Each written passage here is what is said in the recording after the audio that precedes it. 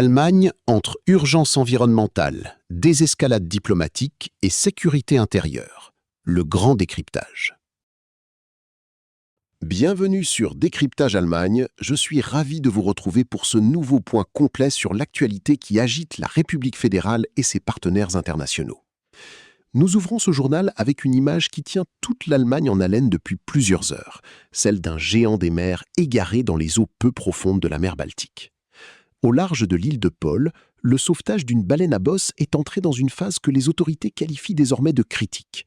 Alors que le mammifère marin s'est échoué dans une zone difficile d'accès, une course contre la montre s'est engagée pour tenter de sauver l'animal d'une mort certaine. L'émotion est vive outre-Rhin, mais elle se double d'une polémique technique et éthique qui prend de l'ampleur. En effet, face à l'urgence de la situation, une initiative citoyenne et privée a pris les devants, annonçant son intention de procéder au transport du cétacé sous le couvert de la nuit, à l'aide de projecteurs et de filets spécialisés. Cette détermination, bien que saluée par une partie de l'opinion publique sensible à la cause animale, suscite de vives réserves au sein de la communauté scientifique et des autorités maritimes. La prestigieuse Frankfurter Allgemeine Zeitung s'interroge d'ailleurs ouvertement sur la qualification réelle de ces sauveteurs improvisés. Les experts mettent en garde contre les risques accrus que pourrait faire peser une telle opération nocturne sur la santé déjà fragile de la baleine.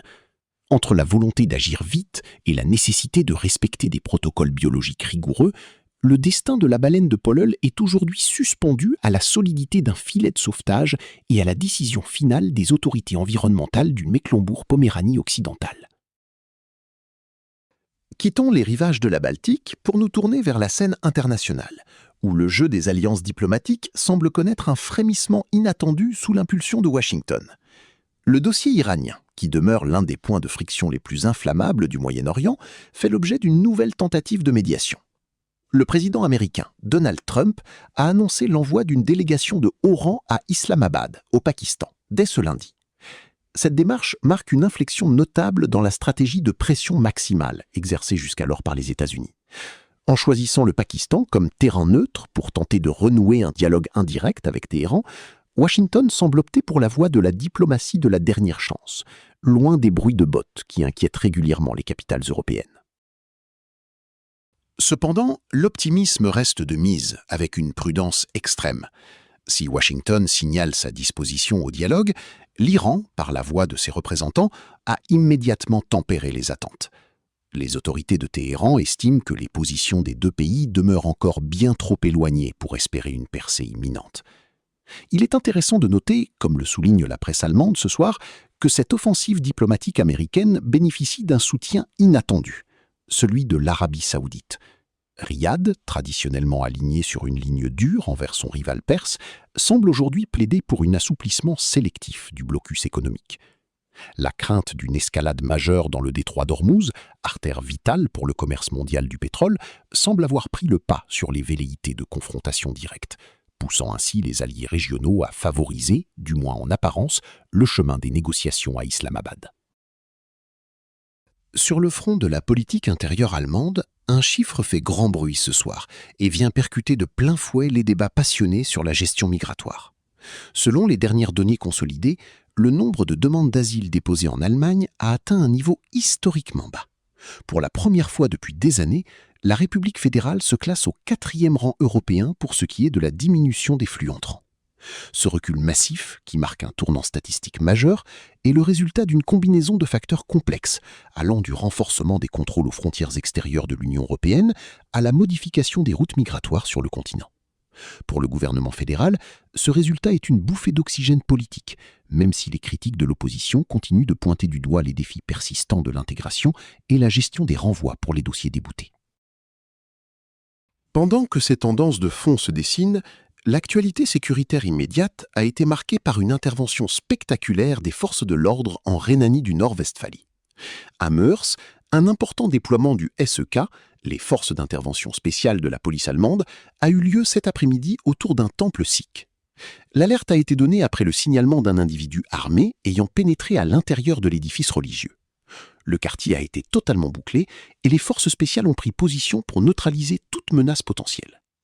Si les motivations de l'individu restent à cette heure inconnues, cet événement illustre une fois de plus la tension sécuritaire qui règne dans le pays et la réactivité des unités d'élite face à des menaces ciblant des lieux de culte ou de rassemblement. Dans un registre tout aussi inquiétant, une menace d'un genre nouveau plane sur la consommation quotidienne des foyers européens.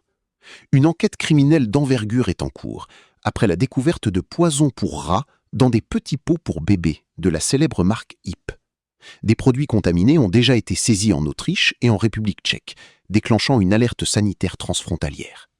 Les enquêteurs privilégient la piste d'une tentative d'extorsion de fonds visant le géant de l'agroalimentaire.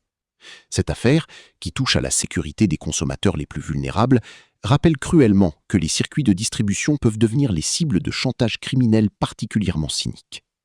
Les autorités sanitaires appellent à une vigilance accrue, tandis que l'entreprise collabore étroitement avec Europol pour identifier les auteurs de cette menace insidieuse. Enfin, jetons un regard sur nos voisins bulgares, qui vivent aujourd'hui une séquence démocratique pour le moins singulière. Pour la 8e fois, en l'espace de seulement 5 ans, les citoyens bulgares sont appelés aux urnes pour des élections législatives anticipées. Ce pays, membre de l'Union européenne, semble incapable de s'extraire d'une impasse politique chronique, où les majorités de gouvernement se brisent sitôt formées.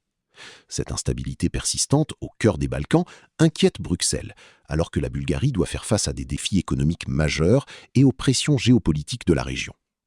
Le scrutin de ce dimanche suffira-t-il à offrir à Sofia la stabilité tant recherchée, ou ne sera-t-il qu'un énième épisode d'une crise de gouvernance qui semble n'avoir pas de fin ? La réponse des électeurs est attendue dans les prochaines heures, mais le scepticisme demeure la note dominante des observateurs internationaux. Voici l'essentiel de l'actualité, traité avec le recul nécessaire pour en comprendre les enjeux profonds. Qu'il s'agisse de la protection de notre environnement marin, des équilibres précaires de la diplomatie mondiale ou de la protection de nos concitoyens face aux menaces criminelles et politiques, l'Allemagne reste plus que jamais au carrefour de défis multiples. Nous continuerons de suivre de près l'évolution du sauvetage de la baleine à bosse à Poaille, ainsi que les premiers échos des discussions qui s'ouvriront demain à Islamabad. C'était Décryptage Allemagne. Merci de nous avoir suivis pour cette édition riche en analyses. Je vous donne rendez-vous très prochainement pour un nouveau décryptage des faits qui façonnent notre monde. D'ici là, restez informés et à bientôt pour une nouvelle analyse.